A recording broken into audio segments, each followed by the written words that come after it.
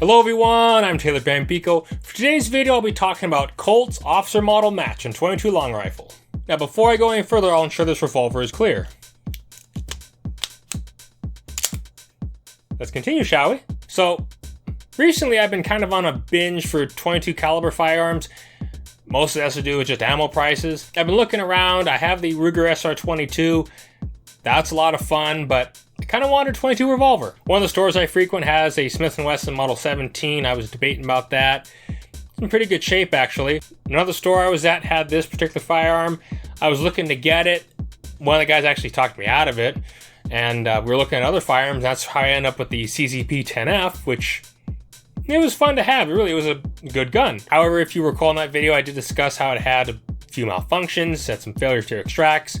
I like the gun, but I kind of had my doubts on it. So eventually, after I thought about it for a while, I traded that gun for this revolver here. Honestly, I'm hoping that was that firearm that had flaws, because I am looking to maybe do another CZP-10 eventually.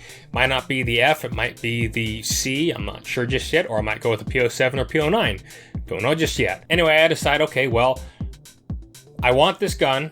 As much as I like Smith & Wesson, I kind of want the Colt. Kind of seeing a trend how I kind of like Colt over Smith & Wesson. Both are good, I just kind of lean more towards Colt firearms. So this gun did come with the original wood grips. This particular gun was made in 1956. It's in phenomenal shape, really.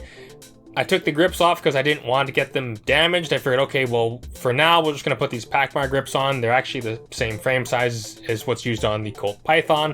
And I have quite a few of these grips lying around just in case.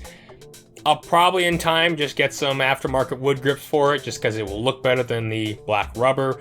But for now, it'll suffice. You just stumble over the word suffice, and you write books. Really? My expectations for this revolver were high. This actually exceeded them. I figured it was going to be fun to shoot. I didn't expect it to be as fun as it was. And honestly, I just was messing around near the end of the day, shooting with my left hand, and this occurred.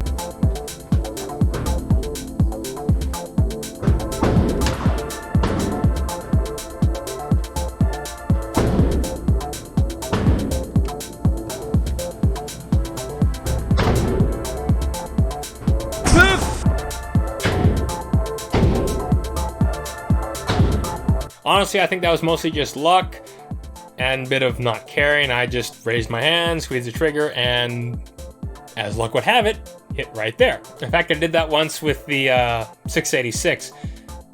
This was before I even actually did anything with YouTube. I just was filming just for whatever, and that happened.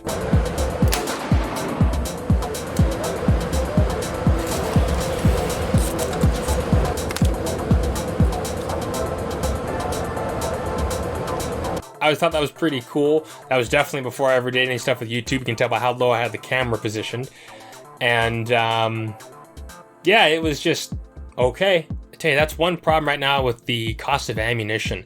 I want to shoot that 686. In fact, I was looking at another 686 recently. The gun had come down in price, but at almost $1 a shot for 387 Magnum, I'm like, I'm just going to look at it right now. One day, and in fact that's another reason why I went for a 22 caliber revolver, I can shoot it a lot more. 300 rounds for about $30, depending on where you're at. Could be a little bit more, could be a little bit less, depends on also what type ammunition you're getting. Of course, one thing that was a deciding factor on this over a Smith & Wesson was the lockup. Of course, of the several Colt revolvers I've handled over the years and of the few I own, all of them are tight. The 686 I was looking at the other day actually was on par with lockup as a Colt.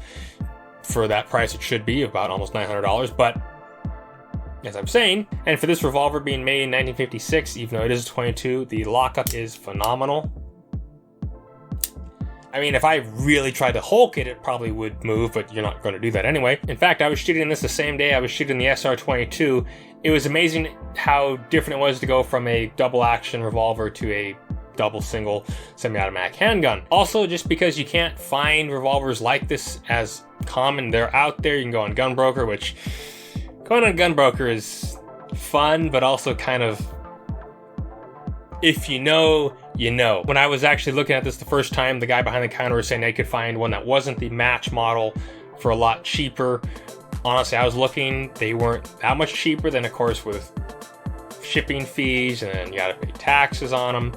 Honestly, I just went and got this one in the store. It was right there, why not? And it's a nice addition to my Colt collection. And while there is some bluing wear, considering how old it is, not too bad. I'm still reading into this firearm. There's so much to learn when it comes to Colt firearms, or any firearm for that matter. I'll probably do some accuracy tests with different ammunition using this particular gun one day. I don't know just yet. It just depends on the ammo supply and what I can find. Don't know just yet. In fact, one of the men I work with, I think, actually purchased one like this. Whether or not his is the match, I don't know. I'll have to ask him. Unless he watches this video, then he'll probably leave in the comments. And of course, one thing I really do like about Colts, especially older Colts, is the royal blue finish on them. As much as I like the simplicity of modern firearms and just their basic finishes, of course, a lot of them are polymer. They're just black or whatever color they decide to go with the frame. Or even stainless steel firearms for that matter. You really can't go wrong with the blued steel from Smith & Wesson, or in this case, Colt. That's one reason why I do like older firearms. It's just a different era. Am I glad I got this over a Smith & Wesson Model 17? Yes. Does that mean I won't buy a Smith & Wesson Model 17? Who knows? All I can say is keep an eye out. Who knows what'll be coming down the road next. Well, anyway, that was my video on the Colt Officer Match and 22 Long Rifle.